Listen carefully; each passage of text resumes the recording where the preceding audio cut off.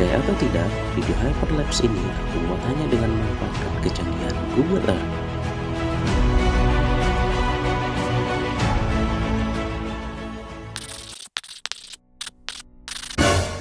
Hai teman-teman, kembali lagi bersama saya Mr. Tahu. Pada saat ini aku akan bantu kalian membuat video hyperlapse yang sangat keren tanpa mengeluarkan budget. Pertama-tama buka Google Chrome kalian. Pada kolom pencarian silahkan ketik Google Earth Studio. Setelah itu kalian pilih yang paling pertama. Kemudian kalian bisa klik coba Earth Studio pada pojok kanan atas.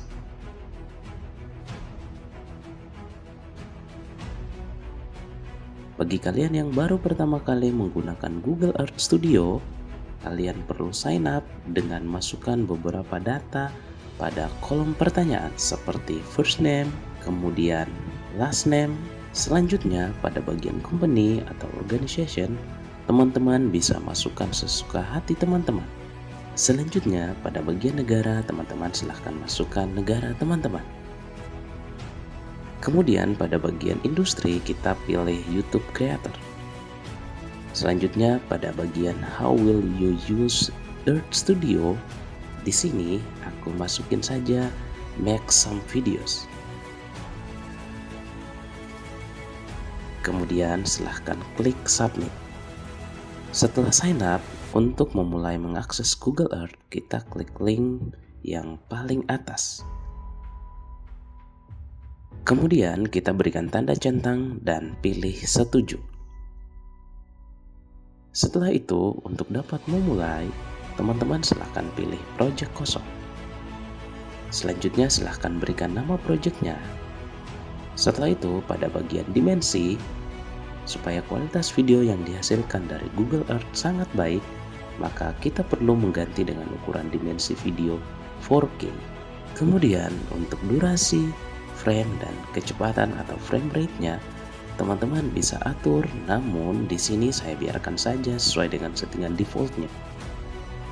Kalau merasa sudah oke dengan settingannya, teman-teman silahkan klik mulai. Dan inilah dia tampilan dari Google Earth Studio yang akan kita pakai untuk menghasilkan video hyperlapse yang sangat indah. Pada bagian pojok kiri atas, teman-teman dapat menemukan kolom pencarian. Di sini kita akan mengetik lokasi atau tempat atau gedung yang ingin kita lihat. Jika sudah ketemu, kita diamkan sekitar 3-5 detik agar resolusi gambarnya semakin baik. Untuk mengoperasikan ini, agar kita bisa melihat suatu gedung dari berbagai sudut, kita bisa zoom in, kita bisa zoom out dengan memanfaatkan tombol scroll pada mouse. Kemudian kita bisa melakukan tilt up dan tilt down dengan menggunakan tombol Alt pada keyboard dan tombol klik kiri pada mouse. Selanjutnya, jika teman-teman sudah menentukan gedung atau suatu tempat yang akan menjadi fokus, maka kita akan menjadikan tempat tersebut sebagai target kamera. Caranya, klik kanan pada gedung yang akan menjadi fokus. Misalnya aku pilih gedung ini, kemudian pilih tetapkan target kamera. Setelah itu teman-teman silahkan coba zoom in, zoom out, tilt up, tilt down untuk mengecek apakah fokus sudah sesuai dan sekaligus untuk mengecek view dari sisi mana yang sangat bagus.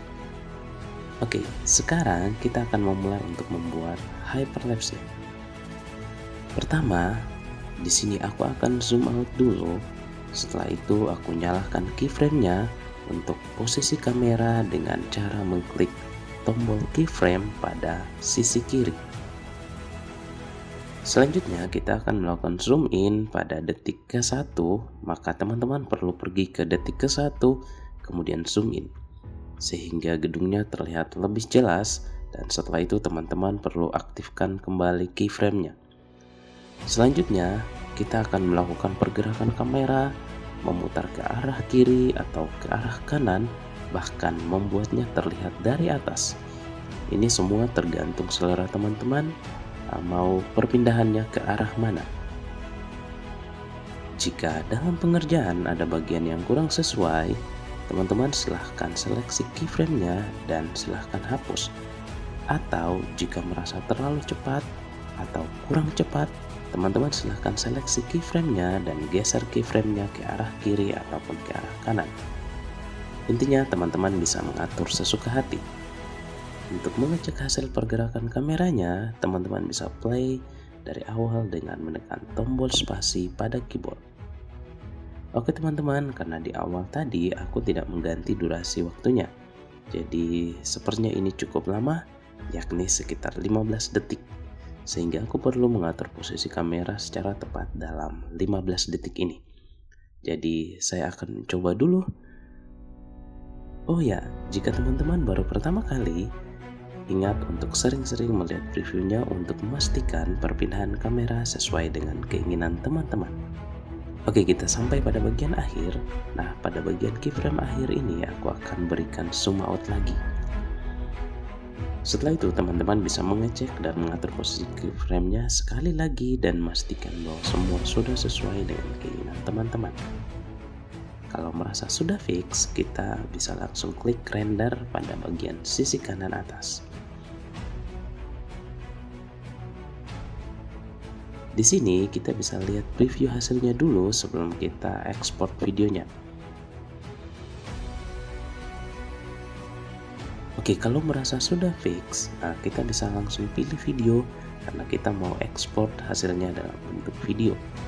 Jika settingan videonya sudah sesuai keinginan kita bisa langsung klik kirim.